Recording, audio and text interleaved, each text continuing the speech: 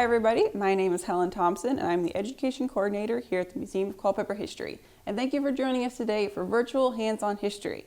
Okay, so today we are going to be making a prehistoric landscape drawing. Now I'm going to show you guys a little trick for freehand drawing that's really going to help you for getting your proportions right and just everything in its right place. Now you might ask, why are we going into all this dinosaur stuff? Okay, well, over at Luckstone Quarry off Route 3, there are dinosaur tracks. So the dinosaurs that once roamed Culpeper were here about 215 million years ago. Now this was during the Mesozoic period. Now there are a couple of different parts of the Mesozoic period, but we're going to be talking about the Triassic. So the Triassic period lasted about 186 million years. Now this was a really long time. And since this was 215 million years ago, we know that the land has changed a lot since then. So for instance, the dinosaur tracks that were found at Luckstone Quarry, they were 250 feet below ground level. So if you've ever seen pictures of it, you'll see that the land that we know dips down about like that. So it goes really deep. So we know that the land has changed a lot since then. Now you might ask why. Well, it's pretty complicated, but I'm going to simplify it for you. So back about 215 million years ago, all of the continents were all bunched together. Now this you may have heard of. It was called Pangea.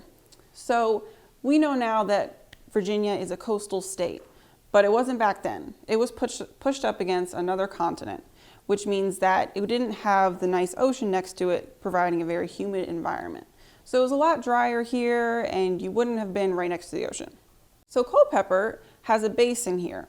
Now basins are why quarries can dig for rocks. Now basins are these dips. They're sort of like valleys, and all the sediment sort of gets built up in them. And this over time hardens to form rocks. So when a quarry buys a big chunk of land that used to be a basin, they know that they can drill there and they'll be there for decades and decades. And they can drill hundreds and hundreds of feet into the ground to get all of the rocks they need to sell them for things like gravel driveways or for building houses and that kind of thing. So now we're going to start with some actual drawing. And along the way, I'm going to tell you some little fun facts about the dinosaurs that we have in our pictures. Okay, so the trick is called using a grid. Now, this is pretty simple and it's very helpful. So I've got a couple images here. We've got this one with a 1-inch grid, and then we've got this one with a 1/2 inch grid. Now, if you're pretty confident in your skills, you can try the 1-inch, but if you want to be extra precise, you can go for the 1/2 inch. Now over here, I have my plain grid for both sizes. And what we're going to want to do is just take a close look at your image and then kind of pick out a shape that you want to start with. So I am going to start with this dinosaur over in this corner. So what I'm going to do is take my corresponding grid and I'm just going to take a really close look. Okay, so I see over here that these little boxes are going to match up. So what I want to do is say, okay, so I can see that his horns kind of start over here and they kind of curve. And then do a little bit of that. And I can see that they take up about that much. And there's a little bit of his head in there. Then I go over the next box and I see that, okay, we've got a little bump and it's kind of wavy, so I'm going to make it look a little bit wavy. And I also see that we have a teeny bit of his back in that section as well. And then the square over here, we only have a very small amount, just a little bit of a curve of his rear end.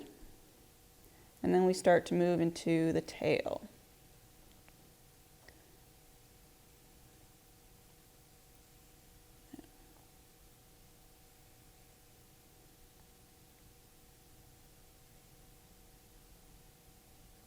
All right.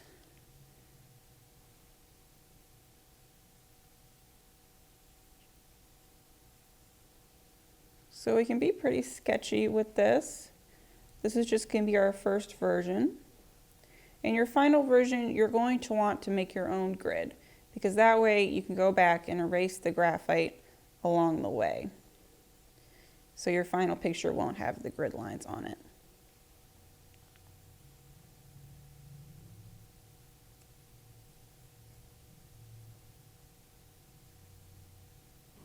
I'm doing mine pretty quickly, and I'm not going back and erasing any mistakes I made. So I'm sure yours is going to look a lot better. But just to give you guys the general idea.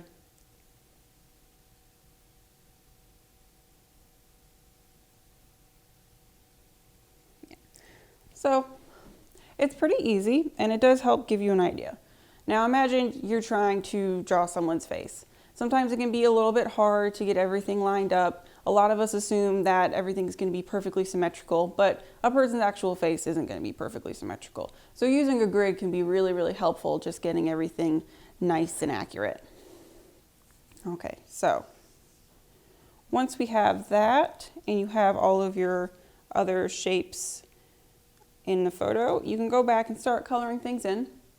Now, you can be accurate or you cannot. A lot of these dinosaurs would have been muted gray or muted greens and browns and that kind of thing. Some of them would have had feathers, so you could try putting that in if you wanted to, but you can also be pretty creative. As you see, we also have some trees, just to give you an idea of some sort of natural wildlife in greenery. So these would have been like today, you know, green leaves, brown trunk, that kind of thing. So over here we have my finished product. I didn't do a ton of detail, but you guys obviously can. As you can see here, I have inserted a horizon line. So anything above this is going to be sky, because as you can see, we have one of our flying dinosaurs over here. And we also have a large lake, which would have been here as well. Now you can feel free to use any type of coloring utensil you like. I use colored pencils, but you can feel free to use markers or crayons. The colored pencils do give you a little bit more accuracy. So you can find the PDF for all of these pages below the video. And thank you for joining us today on Hands-On History at the Museum of Culpeper History. Have a good day.